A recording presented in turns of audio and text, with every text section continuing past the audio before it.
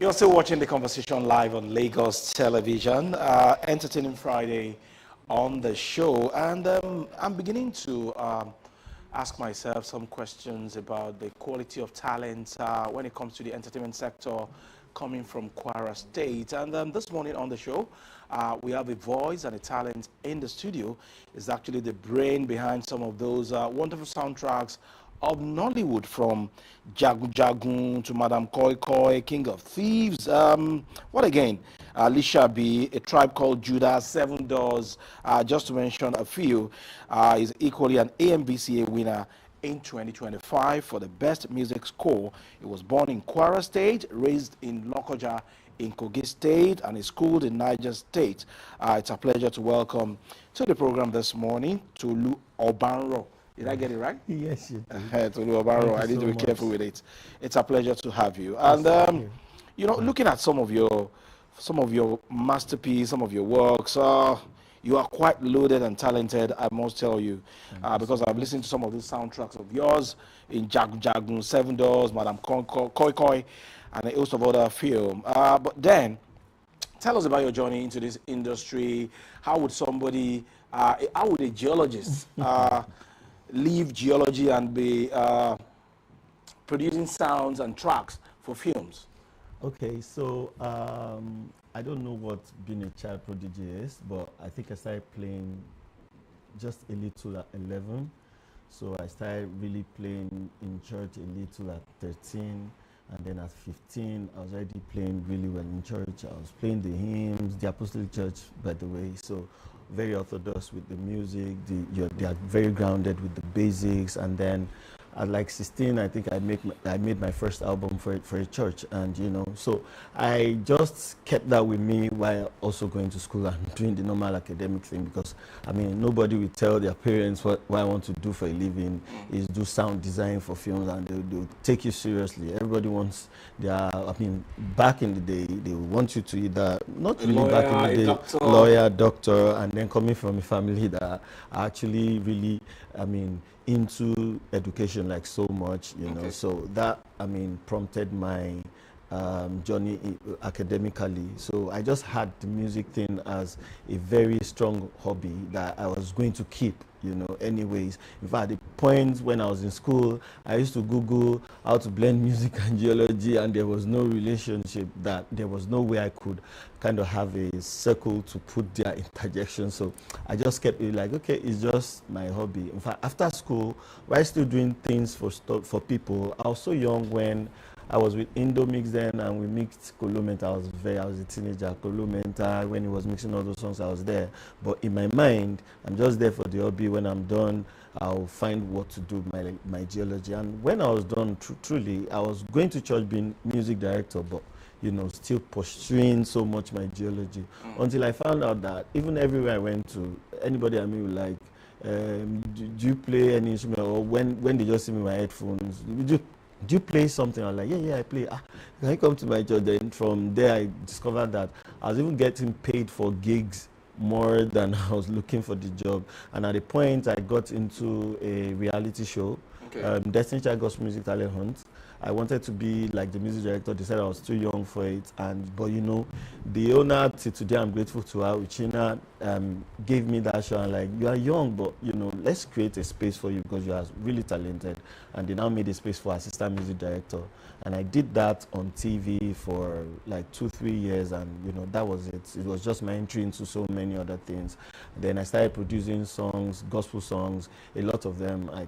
Just to mention a few, I produced almost all of my Abdul song, and then recently I think I did One Ikosai Loke with Yinka Alashe. Wow. So once in a while, when I still like not on films, I still get back to doing songs. Yeah, so basically that's it. Okay, so what actually push you into the industry?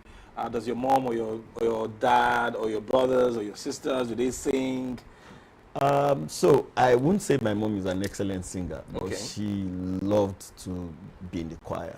And then since I was born, she would take me to choir rehearsals with my brothers. And my brothers too sing. In fact, it was my brother that sang the Tribe Called Judah theme. Okay. So she'll take us to church. You have to sit down, wait for her to finish her rehearsals, you know. So I learned to start playing the normal clef, those two sticks at a very young age, maybe like 3 or 4, and either I'm on tempo or not, I get corrections. And at 7, I was already playing the hand drum.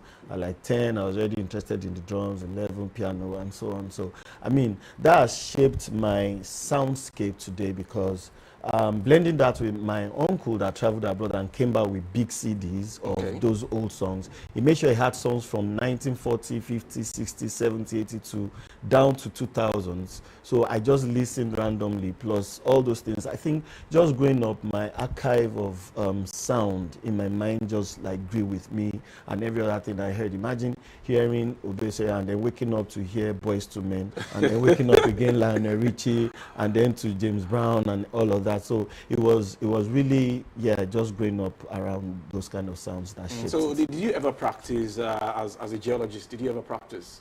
Yes, for a bit. I think I did it for some months.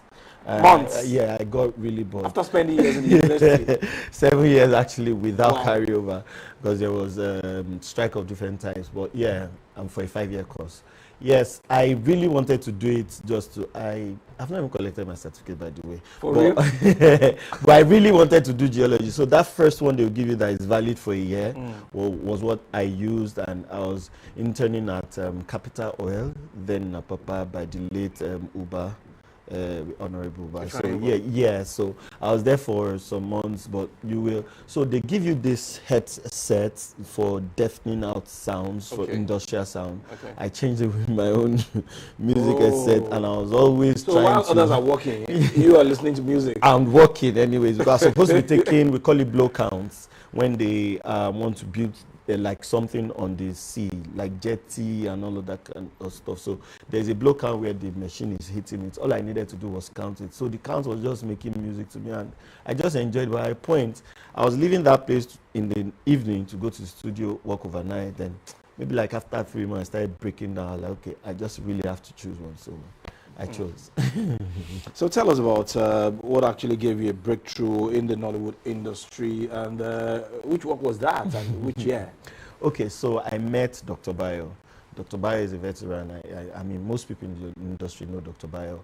And Dr. Bayo is like way back. It's Dr. Bayo that made me look that we still used to do. And a lot of those Union Bank, Big Strong Reliable, that was all Dr. Bayo back in the day. So Dr. Bayo just called me and like, send me random sounds. And I didn't even know him. So I sent him random sounds, and then he used them up and then called me again like, I need to talk to you. Where are you? So I thought I was just talking to like a young person, but when I got there, I was like, morning sir. Like, oh, don't worry, you're a genius. You have to work with me. But I was like, well, I'm doing a lot of stuff, so I can't be here. So he just started sending me sounds, and then that's how I worked on King of Boys, Excellency, the King of Boys for Netflix, yes, for Netflix, and then Man of God, and then Prophetess, and then the breakout that I did on my own was Ageshikole one, and since then, Ageshikole one. Yeah, I've seen two as well. Anyway, so what's the connection between a very good sound and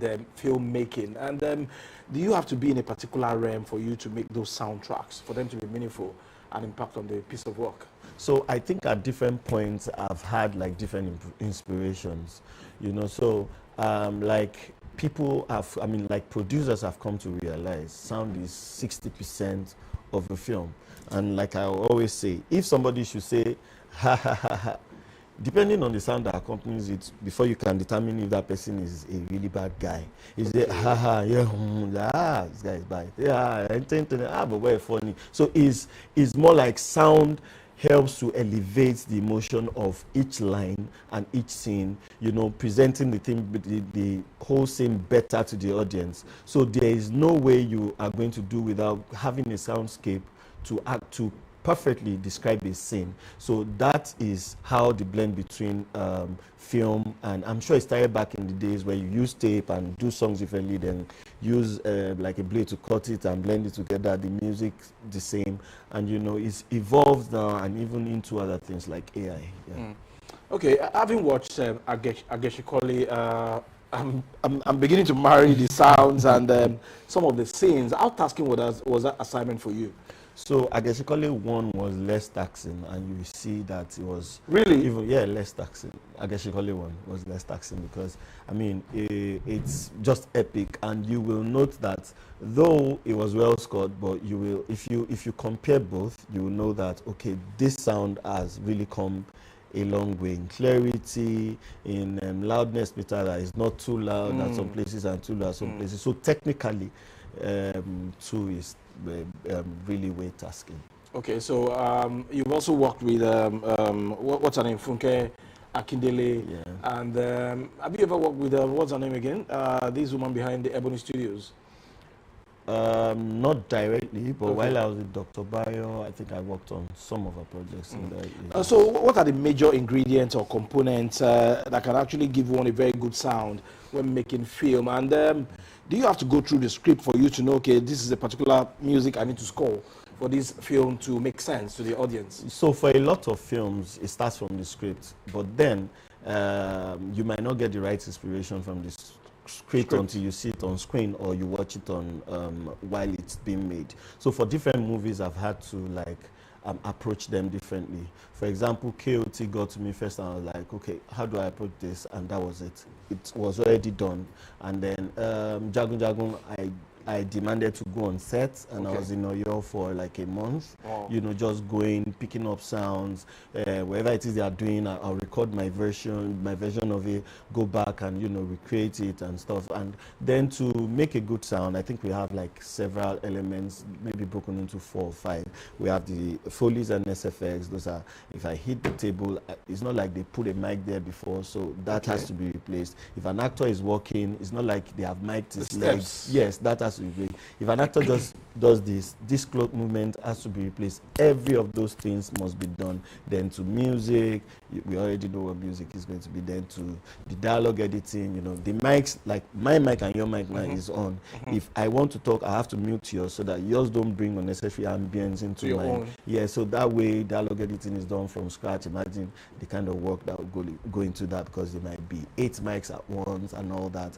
And yeah, so on. Then sound design, sound design. We are here right now. If I have to design this room, it's going to be empty. So wherever AC is working, okay, and if there's a fan here working, I have to put the sound. Okay. So general sound design and all that, yes.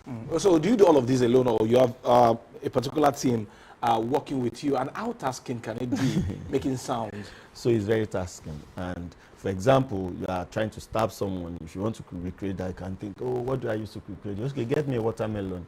You get the watermelon, use knife. Then if you do that severally, you save it somewhere so that anytime there's a knife stab, you have like different. So it's tasking. So it started with me doing it alone. I think I did a lot of movies alone, including King of Thieves 1, and several other movies. But now I have like a very broad team, like three if not 4 group of teams. So aside from your experience on the set of Jagun Jagun and King of Thieves, share your experience with us working with the likes of Latifa Adedimeji and what's her name again? Kemi Adetiba and the King of Boys. Share the experience with us for us to know how easy or difficult it was for you to make those sounds that make those films stood out. Okay, so for Kemi Adetiba, I didn't work with her directly. I got my brief from Dr. Bayo, and he just was like, okay, Tolu. And you were not on set with them? No, I wasn't. And then for Lishabi, I was on set. I was on set and from scratch, because I had to be on set. It's not the regular Yoruba. They had this Yoruba they were speaking. So I can't just, now come back to Lagos and look for Lagos people to come and do a Yoruba song for me. So I had to do the Baisi Baiwa chant. Many people, were like assembled for me to just mic them up and then get those sounds. So, and then for Jagun, I was also on set, picking sounds, making suggestions on montages and how the music will sit. So I think over time, my involvement has really grown, and now it's called post-production because they're supposed to finish because beginning. But because of how intricate sound can be, now people like invite me to be on set and make inputs. Okay, before your engagement with any producer, have you had any issues with a particular producer? You telling them that, okay, for this particular film or piece of work, this particular song cannot go for it, or the producer arguing with you that, no, I don't want this? How does it work? So it's always a blend. And I think that before any work is done, most times we do a spotting session. Okay. Spotting session is where you play those scenes and then decide, okay, this is what I want to do as the director. This is what I want to hear as the director. I like, no, I think I have a better option. What about this? What about this? Then you come to like an agreement. That's for people you've not worked with before. But for people you've worked with like over time, they have come to trust you. They have come to realize that you understand how their sound is supposed to be, and you know it's always like a very easy peasy because you have a relationship, a work relationship that has, you know, shaped their own sound, and you know this sound is for this person, this is my input, this sound is for this person, this is how I'm going to do it. Okay, the way Femi Adebayo sounded in that Ageshikoli, was that your ingenuity? Yes. Because there was a particular way he was sounding, yes. and it was echoing, yes. sort of. So it's to say that he's not from that world, and Okay. he's a spiritual being. So Okay. it's just that very simple. If you had a normal voice, I'm sure they won't be scared of you. So before you make a particular soundtrack or any soundtrack for any film, what do you imagine for that kind of music to suit the production? So there are two aspects to soundtrack. There's the song part and there's the score part. Okay. So for song is that I would have composed everything. This is how I want this person to sound. Then I start looking, okay, what voice will suit this scene and not distract people actually from the action going on. You know, there are some voices that are very, very strong. And when they come on, all you can hear is, this song is sweet. You are now distracted from the film itself. But that song needs to come in and just come in, this is a good song. And then you won't even realize it until the film is done. You're like, I heard the song. Then it might be the reason for you to now go back to, like, I now want to hear the song. You hear that in 7 Doors Story Fair. A lot of people just watch it first, then come back to the song. And so is the score. The score can be too heavy. Not that it won't be there. It will be there for you to, feel what you are supposed to feel for that scene, but not too heavy to say, sound you then shame me back. And once you have that feel, then you are not scoring it right. So, that's just maybe the difference. And then there has to be like a balance so that the music is not sweeter than the film or the film itself sweeter. There has to be a balance, there has to be a carriage, there has to be an elevation caused by the sound, not to overshadow any of the actions going on. So what pushes the kind of song that you make for a particular film? And do you need to isolate yourself, or you to think deep before coming up with those masterpieces? Well, I've had different experiences. For most, I just, there are some occasions where people are fighting, and then instead of the action sound, you have to make it emotional. An example will be Lishabi when Shokenu went to fight. Okay. He was going to die, he was killing people, but that had to be emotional because he's dying and his friend is somewhere trying to look for him. So those kind of things, number one, takes emotional intelligence. So when you are able to emotionally, disintegrate what the scene is, then you can now come down to okay, how do I put it down? How do I really make this expressional? And in some cases, if isolation is what you need, then you get it. But as long as you can sit down and imagine it, I think you'll be able to create it. Okay, while doing my research about you, I also saw that you sang a particular song, I Want to Be More, with what's his name? Latif. Okay. Was it because his wife just gave back to triplet? Okay, so I didn't sing that. Latif sang it. Okay. I just uploaded it. I made it from scratch and uploaded it. Okay. So he just carried my name, but Latif sang it. As an actor, get to get balance, the singing side, get his portfolio and all that ready. We needed a place to upload it, is why I uploaded it. So what happened, I think it was on set. He was on set in Ekiti filming, and he just told me, I need to do a song for when something happens. Okay. So he told me what was going to happen, and I couldn't tell anybody. Okay. So we had to record that behind very closed doors, that nobody, because anybody here Latif singing I Want to Be More can just go online and say, and stuff like that. We recorded that behind closed doors, and then I brought it back to Lagos and just completed it. Okay, what about Jambambo? That would be Gangs of Lagos. So Gangs of Lagos had a lot of elements in it. If anybody followed sound-wise, and maybe people should rewatch again, in the beginning where they showed Oba, you hear the little Oba. Okay. You hear a very slight Eyo sound because it belonged to that clan. Just very slight, not very noticeable. And as he grew, And as that rage grew in him to become the next Oba, that AO sound kept increasing until when it became Oba, then the full sound played. The same thing with Chike, which was, who was his friend. The Oja started playing little by little, and when he died, he played emotionally fully. So there was so many deliberate things before Jambambo. And when Jamba was coming, it's like, this guy is very angry. You killed his friend, you did this, now Jamba is coming to you. So we had like an orchestra of drums.